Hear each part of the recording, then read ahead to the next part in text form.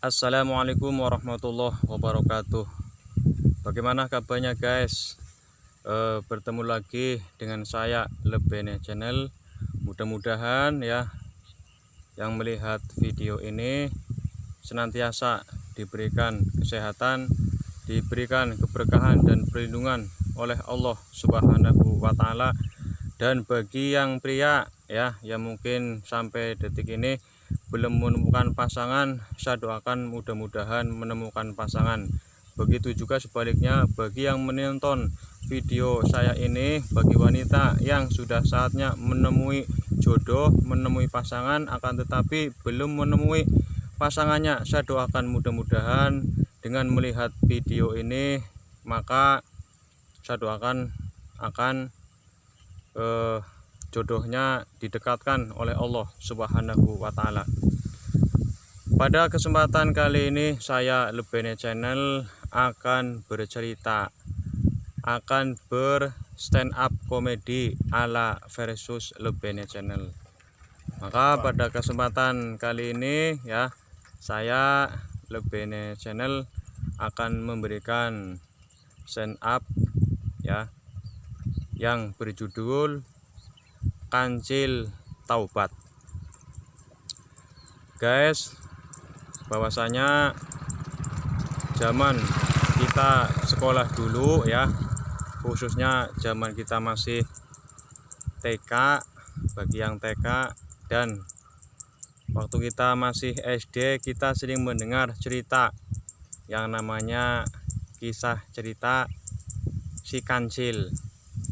Pada zaman dahulu ya, hiduplah seorang petani beserta istrinya di pinggiran hutan belantara. Mereka hidup berbahagia dengan menikmati hidup apa adanya. Petani tersebut ya bekerja sebagai pengolah lahan perkebunan, kebun milik sendiri yang tidak luas, dan kebun ditanami dengan mentimun. Dari awal penanaman sampai benihnya tumbuh dipelihara dari hari ke hari, dari minggu ke minggu, dari bulan ke bulan, dan pada saatnya ya kurang lebih 2 bulan maka mentimun itu berbuah. Alangkah senangnya ya pasangan hidup ya, si bapak-bapak dan si ibu-ibu yang hidup di pinggir hutan menanam timun bisa berbuah dengan bagus, dengan baik ya. Tapi pada suatu saat ya mentimunnya itu banyak yang hilang. Nah, ini nih. Kenapa hilang? Ya, dia pun tidak tahu apakah itu dimakan harimau, sedangkan harimau tidak makan buah-buahan. Tidak mungkin, pikir petani tersebut ya, bapak-bapak tersebut sambil bergumam, apakah dimakan gajah?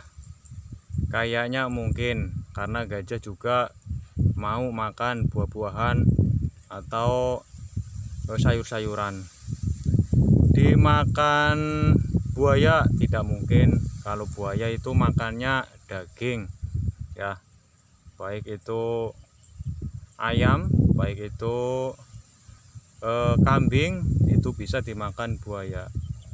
Terus siapa ya yang sekiranya makan timun saya? Apa iya ada yang makan selain daripada gajah?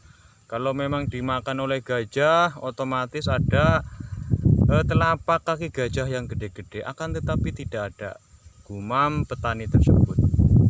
Nah, dengan tergopoh-gopoh istrinya keluar dari bilik kamar menemui suaminya. Pak, sedang apa? Tanya ibu tadi kepada suaminya. Ini Bu, timun bapak yang di kebun ya, itu sepertiga dari yang ditanam itu habis.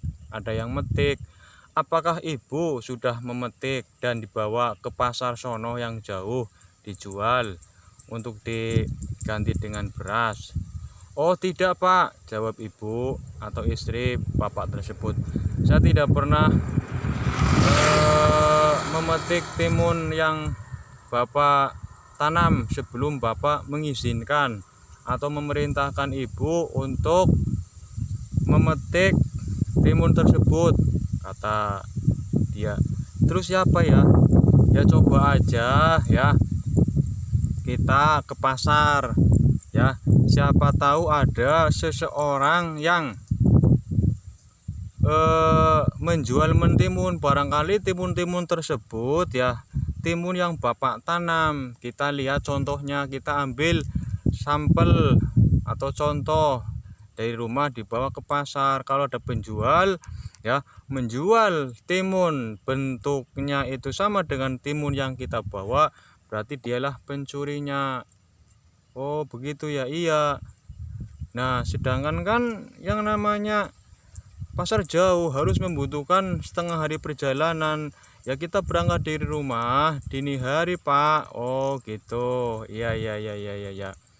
Ya baiklah, nanti bapak sore ini ya memetik mentimun ya sekeranjang. Nanti pas dini hari bersama ibu kita lakukan perjalanan ke kota untuk sekaligus menjual dan menemukan apakah ada timun yang dijual oleh orang yang sama seperti timun yang kita punya. Ya silakan Pak, ambil saja timun ini mumpung hari masih terang, bentar lagi gelap. Dengan segera suami ibu tadi, bapak-bapak tadi ya yang menanam timun berangkat ke pekarangan belakang rumah yang tidak jauh dari rumahnya ya, dengan memetik timun yang dia tanam sekeranjang ya. Nah dengan sudah memetik maka pulanglah bapak-bapak tadi. Setelah bertemu dengan istrinya, ini loh Bu timun yang nanti kita bawa dini hari untuk dibawa ke pasar, karena pasarnya jauh, biar pas paginya nyampe ke pasar ya. Kita pulang siang biar nanti nyampe ke rumah maghrib. Oke Pak, taruh aja di dapur ya. Dengan jalannya waktu ya, ketemu maghrib ya, ketemu isya, maka pasangan suami istri tersebut tidur. Dan karena memang sudah diniatkan ya, maka suami istri tersebut sebelum melakukan perjalanan dini hari ke pasar melakukan ibadah sholat tahajud dulu. Nah setelah sudah melakukan sholat tahajud ya, sholat sunnah tambahan agar mendapatkan makom derajat di sisi Allah tinggi, maka pasangan suami istri tersebut berbenah untuk berangkat ke pasar ya. Jam menunjukkan sekitar jam 1 pagi. Berangkatlah pasangan suami istri tersebut.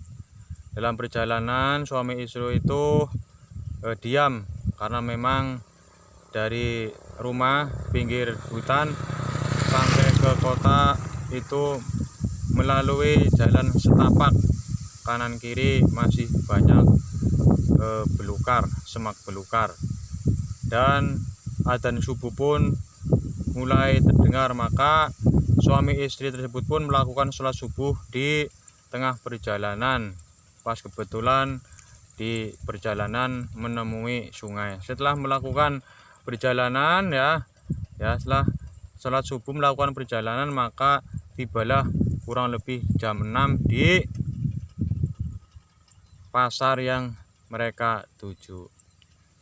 Dia mencari-cari ya, barangkali ada pedagang ya atau orang yang menjual timun. Ternyata belum ada ya. Ternyata ya penjual tersebut menemukan seseorang yang sedang menjual timun ya.